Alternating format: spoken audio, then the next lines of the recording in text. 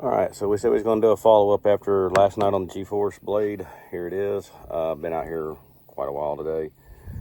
I'm about 400 rounds into it, and we are figuring out she is magazine picky. So SMG Glock magazine, or copy of. See if it likes this one, because it ain't liked any other ones so far.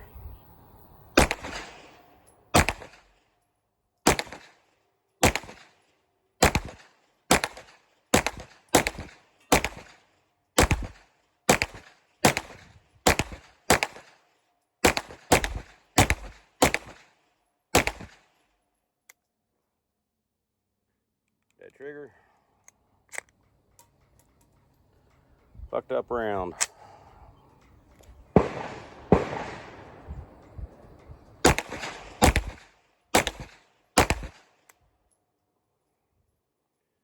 Another malfunction on the SMG magazines.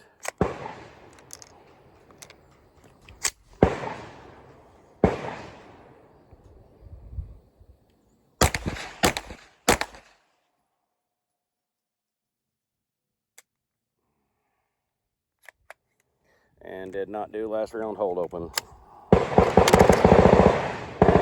Yeah, there's World War III going off on the other rifle bay. KCI magazines, one that came with it.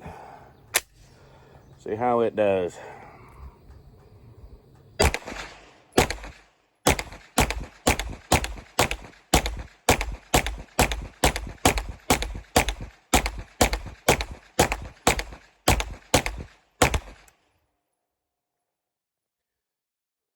Another malfunction. Oh shit, don't feed.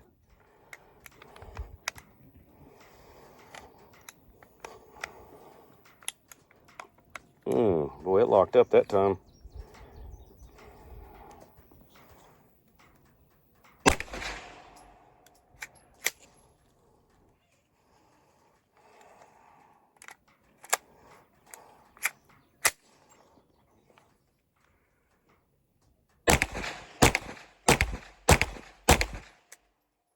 Dead trigger. Oh, no last round hold open. Will not take it.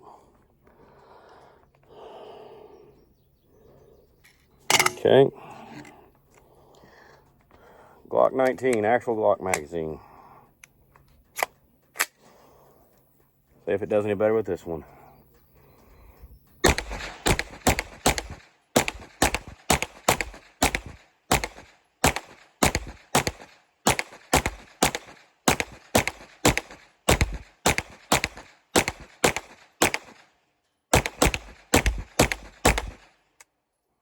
Dead trigger.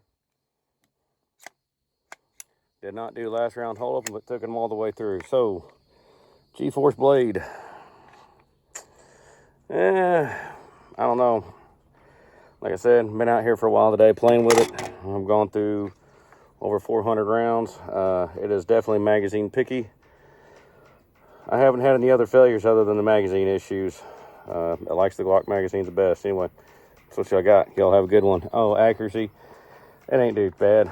50 yards with a red dot. I'm putting up about 1-inch groups. And I can probably tighten it up if I take my time. So, sorry. You get a look at my fat belly. That's all fucked up right now. Anyway, that's what I got. Hope this is $300-400 recommended. I don't know. Oh, yeah. That little dude likes to keep coming loose. So, definitely going to get a muzzle device. Put it on there. Lock her down good. Instead of that. I don't know if I'm going to keep it or not yet. The Romeo 5 seems to be working out pretty good on it. I like the Romeo 5 a lot better than that Vortex Crossfire 2 that I swapped out and put on the FM9. What I did find out though is the FM9 likes the KCI magazines and the SMG magazines. It likes the cheaper magazines. So anyway, that's what I got right now. Hope y'all like it. Hope this all helps. So just making it short and sweet. Like I said, that's 30, 30, 60, 90. Yeah, we've done this like 15 times a day, so my ammo can's empty on 9mm. Y'all have a good one. Later. Hey everybody. This is some more on that G-Force blade. Going to do couple of segments, put it together and tie it all together here in a little bit. But while we was out at the range this afternoon, or this morning, or this afternoon, since I was there damn near all day long, you get it where I can try and see it here. See that shiny spot right there on the right? That is the last round catch to hold the bolt open, and there is a chunk of it that has come off. So that is probably why, once again, it was not doing last round hold open. I went ahead and I stuck a magazine in there. It does come up, it does grab the lip right here pretty good and push it up to show. Oh, my finger's in the way. But anyway, it does activate it to where it pulls it up all the way and all that good stuff. But I think with that piece right there being broke off, where the bolt's just sliding right over it, it's kind of rounded and starting to, it's kind of burred up a little bit. If it'll stay like this, I'll move the light around so we can see better. There we go. Now you can see how it's kind of rounding off right there and causing a burr, so the bolt's just sliding right over the top of it. And the magazine is catching that pawl right there and working it in. So I just wanted to add this in there. I know at one point in time, 704 Tactical said this was a good gun. His was having this same issue that this is having. Apparently this was something that he said was supposed to be fixed with the prototypes, but apparently it was not fixed. So I'll send an email out to G-Force and saying, hey, this is screwing up. And then depending on what they have to say is which way I have to go on this gun. So I'll cut this segment off right here and go to final thoughts. All right, everybody, how's it going? Set this down real quick. So I figure we just go ahead and get these final thoughts knocked out of the way for the G-Force Blade 6. Like I said, shooting it today, we put about 400 rounds through it, in that ballpark. Ammo count was done. I had a 400 round ammo box when I got back home, and that's what I used to put my ammo can, fill my ammo can back up, and got right back to pretty much right where it was when I walked out the door today. Man, this gun's got some downfalls. One, it's magazine dependent. SGM magazines, it does not like. You'll watch the video and all that good stuff in the opening, and you'll see where it messes up on the SMGs and once on the KCI, and ran the clock fine. You also notice last round hold open was not happening, and then you'll see a middle section where we took the gun apart. Sorry, I'm using an iPhone to make the video. Basically, the pawl that catches the bolt is starting to round off, chunks coming off of it. The barrel cap, after 2 to 3 mags, was coming loose. And then also, if you listen, that's not the cap making that noise, that's something down in here making that noise. I don't know if it's the actual barrel or if that's a shroud over the barrel, but definitely something wrong right there as well. $400, $300 to $400 gun. I still should not be doing that. Triggers about the same. Another good thing that was happening after shooting it today, the detent on the safety seems to be loosening up. It's still stiff as I'll get out to pop it off of safety and to fire, but to go back to fire, it is definitely loosened up a lot. I don't know if that's a machining issue or what. I did call the place where I bought it today, talked with them. Was not expecting that shop to say, bring it in, let me look at it, let's see what's going on, and all that other stuff. I'll see what they got to say at the end of the deal. Kind of like right now, I'm not really liking this gun. There's a couple things on it. I like the pistol grip, the trigger's not bad. I like the magazine release idea, the squeeze and pull, but the barrel doing its thing, last round hold open doing its thing. Boy, it's not a very dependable gun. And I mean, one of the reasons I bought this gun, there were several YouTube guys out there going, it's a good gun, it's a good gun, it's a good gun. Some of them said it was sent to them. Some of them just said it was a good gun. 704 Tactical, he did point out he was having the exact same issue I was having, where the last round hold open quit working, and he contacted G-Force and talked to them, and they said that was an issue they already knew about. They're supposed to be fixing it, and that video was over a year old. You didn't fix it, G-Force. You screwed the pooch on that one. Or somehow I got my hands on one of the prototype ones. I don't know. So we'll take a look at it. It is a Turkish-made gun. That was definitely pointed out to me, and G-Force does import their own stuff and all of that neat things. So maybe that will help if getting warranty work done, if there is going to be warranty work done, or if I'm just going to say, I'm done, here you go, take my crap off of it. Well, give me back my sight, you can keep the rest of it. Shootability, I mean, the gun doesn't shoot bad. In the video you'll watch, the first magazine, and that was only because I was scared of that magazine, the SG magazine. I was going kind of slow with it because I didn't trust the magazine. I was having a bunch of issues with that magazine all day long, and I'll be 100% honest with you, that was the best the SGM magazines ran all day long out of that blade. Most part all day long. At the point I wasn't even using them because I just stuck with the 2 KCIs and the Glock magazine, because for the most part they ran flawlessly. The KCI, having that 1 or 2 screw ups you're going to see at the beginning of this video, that did not happen until later on that day.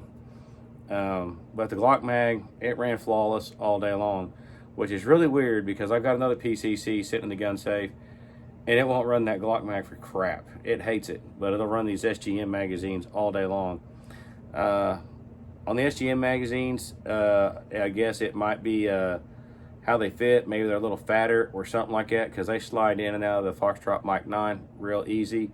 This one, you got to give them a good love tap to get them in, and you got to give them a pretty good jerk to get them out. As far as the shootability on it, I wish I kept the target. I didn't even think about it when I was leaving the range today, but I set one of these targets up at 40 yards.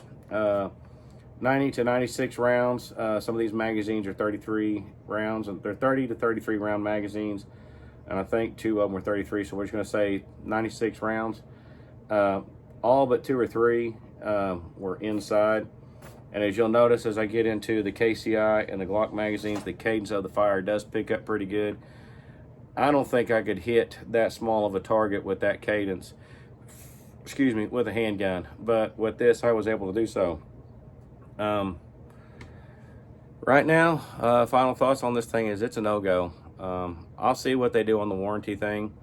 Apparently the shop I bought it from is going to go ahead and they're pretty decent people at that shop. I think it's SCI in Bigsby. I've had no issues with them. Anytime I've had an issue, really, this is the first thing I've bought from them that I've had an issue with. The other issues I've had is I bought something not realizing what I bought, and they just went ahead and was like, oh, no problem, we'll exchange it out for what you want, or we'll give you store credit, or we'll give you your cash back. So big hat tip to those guys over there. That company is really freaking cool, and I really like dealing with them. They seem to be right up there with I want to say they're even better than Sports World over on 41st Street in Tulsa. I'm liking this SCI a whole lot better. So I mean, other than that, I mean, it is what it is. The gun's not that good of a gun. Should save money, and boy, you guys on YouTube, well, quit lying, damn it, you fuckers. Like I said, I'm gonna be honest with you. Hootie Who did do a video on this exact style of gun. His issues were way worse than mine. He wound up, to me, what it sounded like getting something down in the firing mechanism. The firing mechanism on this thing looks pretty straightforward, just like an AR-15 does. I don't know if it's the exact same dimensions or not, which that would definitely be something to look into. I know a rare breed trigger is not going to fit inside that thing. Maybe a Franklin Gen 3 would, binary trigger would fit in there, which I don't know if the throw is going to work on that or not, how that's set up. Actually, I'm gonna tell you right now, it's not gonna work. It ain't worth doing. So there you go.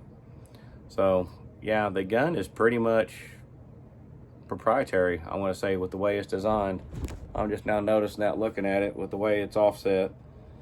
So you'd have to do some mill work to make it work, and ain't worth the headache if you ask me. So I don't know. I know when the Stribogs first came out, they had a lot of teeth cutting issues, but as it's gone on, they've got more and more expensive.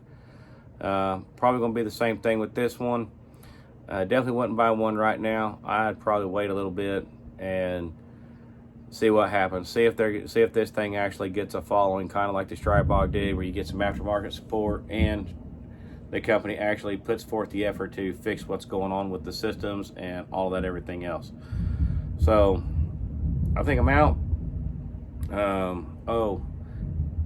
But yeah, we covered it. The last round hold opens messing up. The barrel's doing some weird shit where it sounds like it's sounds like my chemo mount on one of my suppressors, and I mean, other than that, I mean, if it wasn't for those two deals, it wouldn't be a bad gun or magazine dependent. Go buy a bunch of Glock magazines. You'll probably be a lot happier. So maybe that's what I'll do. I'll go buy a bunch. If I do wind up keeping it, that's what I'll do. I'll just start buying Glock 30-round Glock magazines here and there, and maybe make it into a decent truck gun or bag gun or something like that. Well, like I said, we'll see how the warranty deal works out on it. So I'm out. That's what I got to say. Hope this works out for y'all. I hope this was some helpful information. Right now, for me, if you're going to ask me, should you buy one of these right now, I'm going to tell you no. Keep on walking. Go look for another $300 to $400 gun. A High Point right now seems to be more reliable than this thing. So that's where I'm at. I hope y'all like this. I hope it all helps you out on some information. We got some other stuff we're working on. We are going to get back on the LPVO deal here pretty soon. Figuring out which one's the best of the three we got. Was talking with actually one of the other gun shops in the area, and they do have some other LPVOs that they are interested in. They're wanting to do side-by-side comparisons. So I'm in the process of talking that out with them and see if they just want to loan me the LPVOs. I'll mount them on my guns and I'll see what we got going on. But I think I'm out. Y'all have a good one. Later.